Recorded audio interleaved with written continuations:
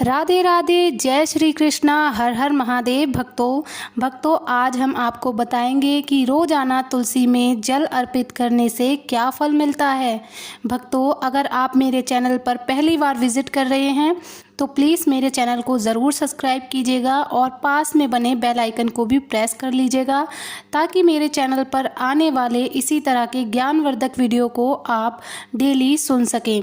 तो चलिए भक्तों, वीडियो को शुरू करते हैं। तो भक्तों, वीडियो में आगे बढ़ने से पहले मैं आपसे कहना चाहूँगी कि आप सभी कमेंट में राधे राधे अवश्य लिखें। भक्तों, भगवान विष्णु ने बताया कि तुलसी में रोज़ाना जल देने से कौन सा फल मिलता है।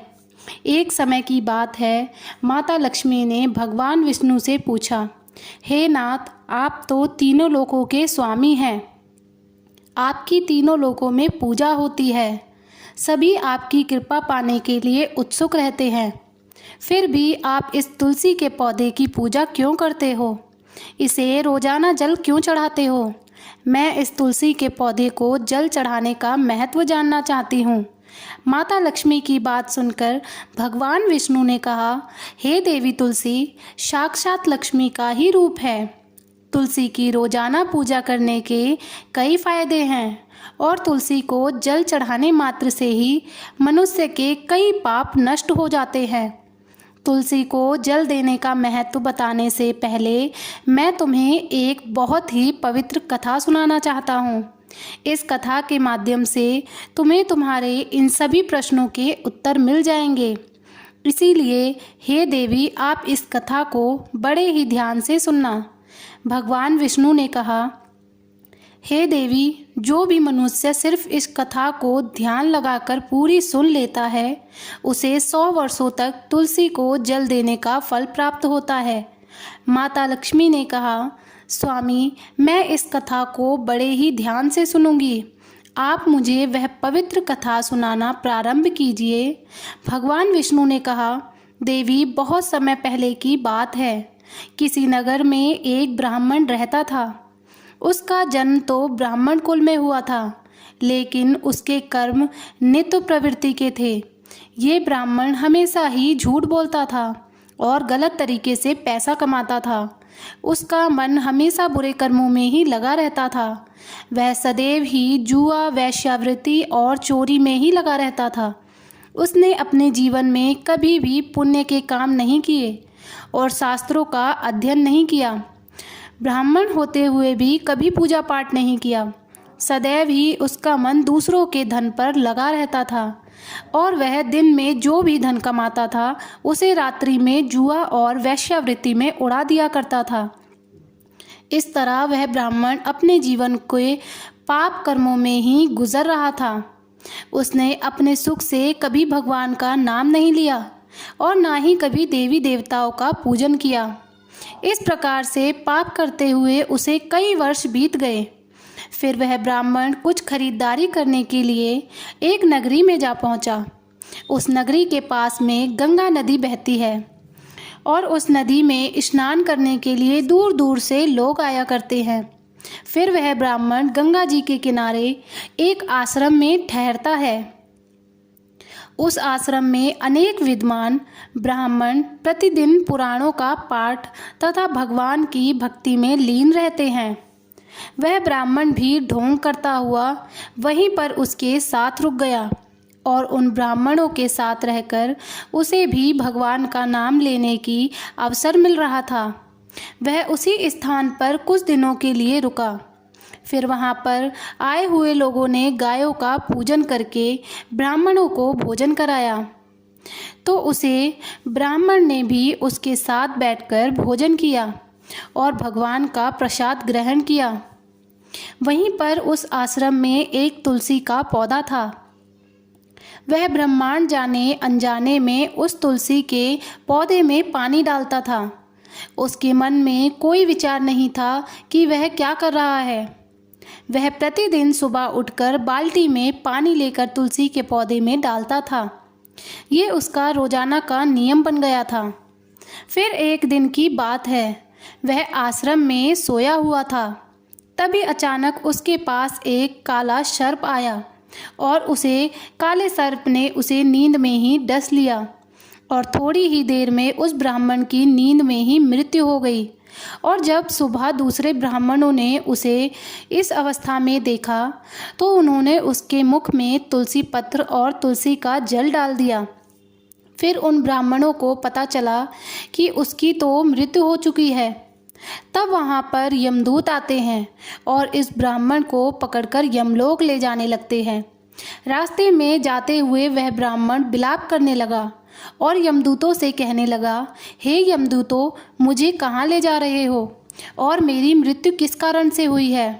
तब यमदूत कहने लगे, हे ब्राह्मण, तुमने जन्म से लेकर मृत्यु तक बहुत पाप कर्म किए हैं और तुम्हारे पापों के कारण ही तुम्हें एक काले सर्प ने काटा और जिसकी वजह से ही तुम्हारी मृत्यु हुई है। अब हम तुम्हें यमपुरी लोक लेकर जा रहे हैं। वहाँ पर यमराज तुम्हारे पाप कर्मों का लेखा जोखा देखेंगे और निश्चित ही तुम्हें घोर नरक में डालेंगे। फिर से वो ब्राह्मण फूट फूट कर रोने लगा और उन यमदूतों से माफ़ी मांगने लगा, किंतु यमदूतों को उस पर जरा सी भी दया नहीं आई और वे उसे मारते हुए यमलोक ले गए। जब यमदूत उस ब्राह्मण को लेकर यमराज के सामने उपस्थित हुए तो यमराज के पास बैठे हुए चित्रगुप्त ने उस ब्राह्मण के कर्मों का लेखा जोखा निकाला और यमराज से कहने लगे, हे धर्मराज, इस ब्राह्मण ने तो अपने पूरे जीवन भर पाप ही पाप किए हैं। इसने इसके जीवन में कभी पुण्य का काम नहीं किया है। यह तो घोर पापी है।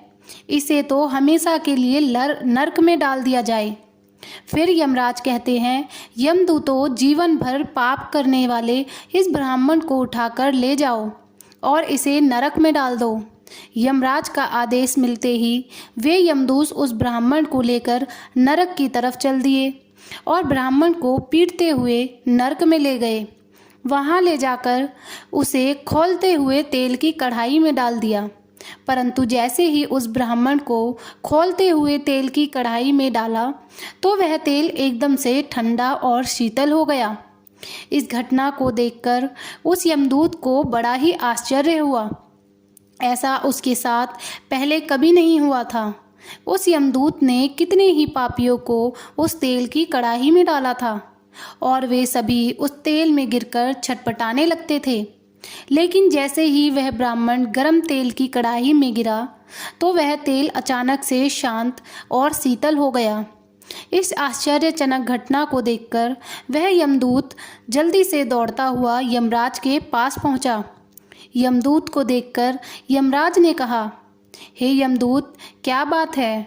तुम इतने घबराए हुए क्यों लग रहे हो? फिर वह यमदूत कहता है, धर्मराज, आपने जिस ब्राह्मण को नरक में डालने के लिए कहा था, मैंने जैसे ही उसे खौलते हुए तेल की कढ़ाई में डाला तो उस भट्टी की अग्नि बुझ गई और वह खौलता हुआ तेल भी बिल्कुल ठंडा हो गया। फिर यमराज कहते हैं, हे यमदूत, ये तो बड़ी ही विचित्र घटना है। ऐसा तो पहले कभी नहीं हुआ था। यमराज विचार करते ही रहे थे कि तभी वहाँ पर नारद मुनि प्रकट होते हैं। नारद मुनि को देखकर यमराज अत्यंत प्रसन्न होते हैं और उन्हें प्रणाम करते हैं। यमराज नारद मुनि का स्वागत करते हैं। फिर यमराज नारद मुनि से कहते हैं, मुनिवर, आप उचित समय पर आए हैं। हमने आज और अभी एक अत्यंत पापी ब्राह्मण को नरक में गिराया, किंतु उसके गिरते ही नरक की अग्नि ठंडी पड़ गई और खौलता हुआ तेल भी शीतल हो गया।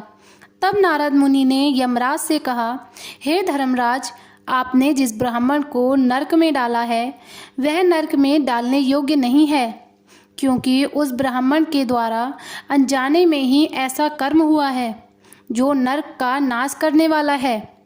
जो मनुष्य पुण्य कर्म करने वाले लोगों की संगति करता है उसे उनके पुण्य का भाग जरूर मिलता है। और वह ब्राह्मण भी कई दिनों तक भगवान के भक्तों के साथ रहा है। इस ब्राह्मण ने आश्रम में रहते हुए रोजाना तुलसी में जल डाला है, इसलिए यह ब्राह्मण बड़ा पुण्यात्मा बन गया है और इसके सारे पाप नष्ट हो गए हैं। यह ब्राह्मण अब स्वर्गलोक में जाने का अधिकारी बन गया है। इस ब्राह्मण ने अनजाने में ही इतना पुण्य कमाया है जो कई जन्मों तक मनुष्य को प्राप्त नहीं होता। इसलिए धर्मराज, आप इस ब्राह्मण को नरक में ना डालो और इसके पापों के लिए इसे केवल इतना दंड दो कि इसे सभी नरकों का दर्शन कराओ। नारद मुनि की बात सुनकर यमराज बहुत ही खुश होते हैं और उस ब्राह्मण को नरक से निकाल लाते हैं और अपने यमदूतों से कहते हैं, हे यमदूतों, इस ब्राह्मण को ले जाओ और संपूर्ण नरकों का दर्शन कराओ। फिर यमदूत उस ब्राह्मण को ले जाते हैं और संपूर्ण नरकों का दर्शन कराते हैं। भगवान विष्णु ने कहा, देवी, इस प्रकार से यमदूत उस ब्राह्मण को संपूर्ण नरकों का दर्शन कराते हैं और उसे यक्षलोक में ले जाते हैं और फिर वह ब्राह्मण एक यक्ष बन जाता है। भगवान विष्णु कहते हैं, हे देवी बनस्पति, नाम तुलसी, मास नाम कार्तिक, तिथि नाम एकादशी। भगवान कहते हैं, हे देवी बनस्पतियों में मुझे तुलसी प्रिय है, मास में कार्तिक मास और तिथि में एकादशी प्रिय है। इसलिए जो मनुष्य रोजाना तुलसी की पूजा पाठ करता है और तुलसी को जल देता है, वो मनुष्य मुझे सबसे अधिक प्रिय है। उस मनुष्य की कभी भी दुर्गति नहीं होती और वह मनुष्य कभी नरक में नहीं गिरता। जिन घरों में तुलसी का पौधा सदैव ही हरा भरा रहता है, उस घर में सुख शांति और समृद्धि बनी रहती है। भगवान विष्णु कहते हैं, हे देवी, मेरी पूजा में और मुझे चढ़ाए जाने वाले भोग में तुलसी के पत्र अवश्य होने चाहिए, क्योंकि तुलसी पत्र के बिना मैं किसी भी प्रकार का भोग स्वीकार नहीं करता हूँ।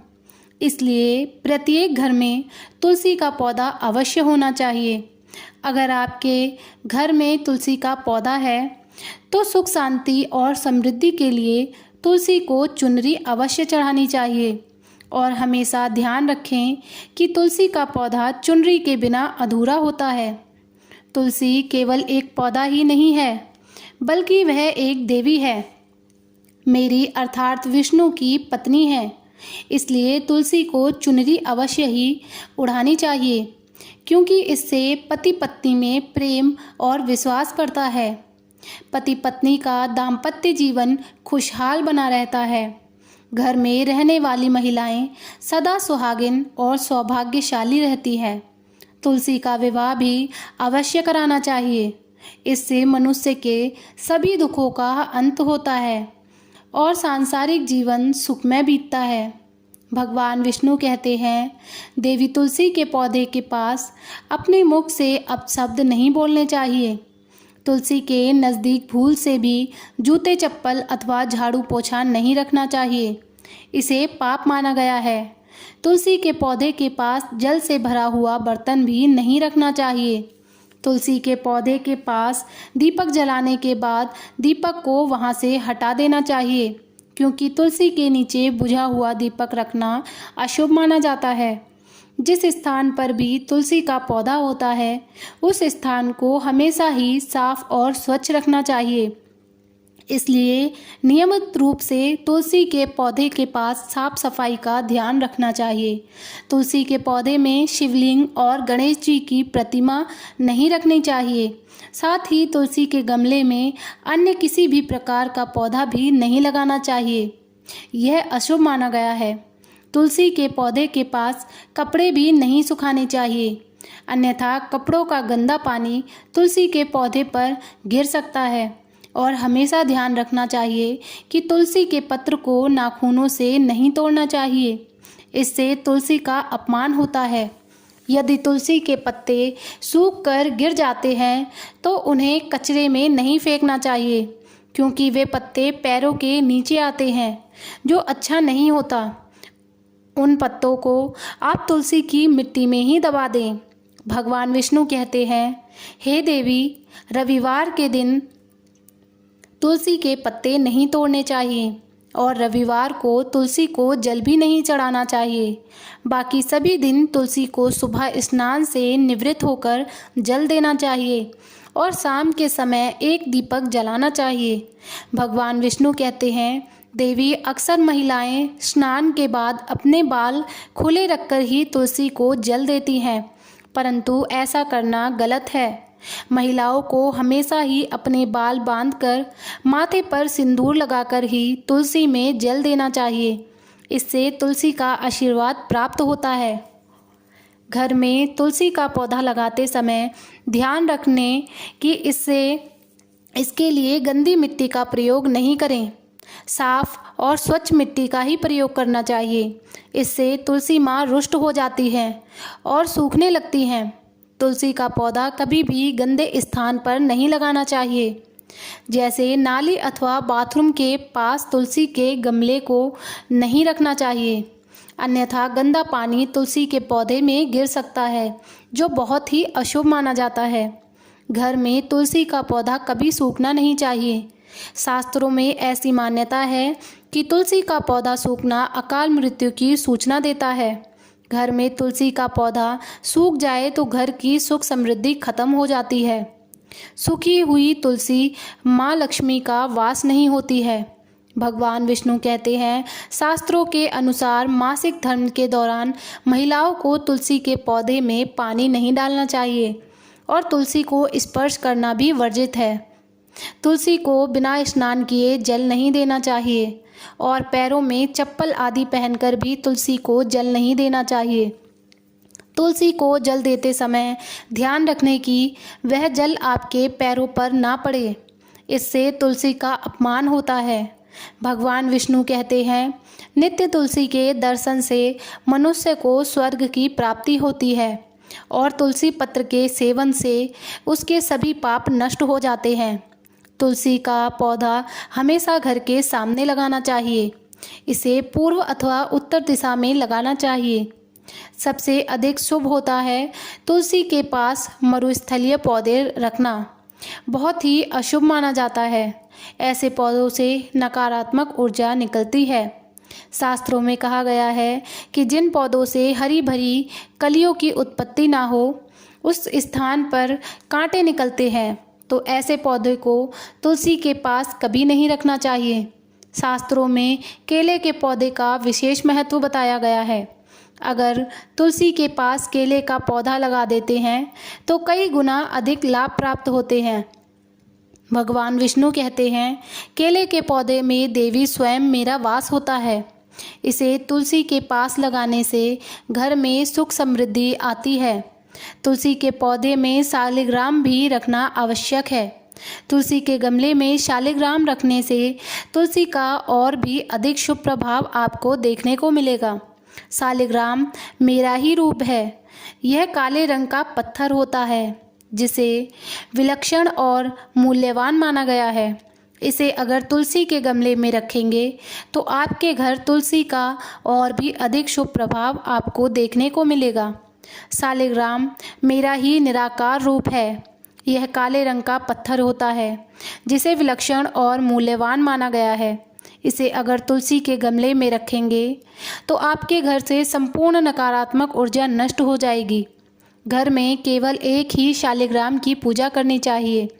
भगवान विष्णु कहते हैं, देवी मेरी मूर्ति से कई गुना ज़्यादा उत्तम होता है शालिग्राम की पूजा करना। शालिग्राम को चंदन लगाकर उस पर एक तुलसी पत्र रखना चाहिए। प्रतिदिन शालिग्राम को पंचामृत से स्नान कराना चाहिए। ऐसा करने से मनुष्य के सभी जन्मों के पाप नष्ट हो जाते हैं। शालिग्राम सकारात्मक और सात्विकता का प्रतीक होता है। इस प्रकार भगवान विष्णु ने माता लक्ष्मी को तुलसी के पौधे को जल देने का महत्व बताया और घर में तुलसी का पौधा लगाने के सभी नियम बताए। जय श्री कृष्ण भक्तों, अगर आपको वीडियो पसंद आई हो तो मेरे चैनल को ज़रूर सब्सक्राइब करें।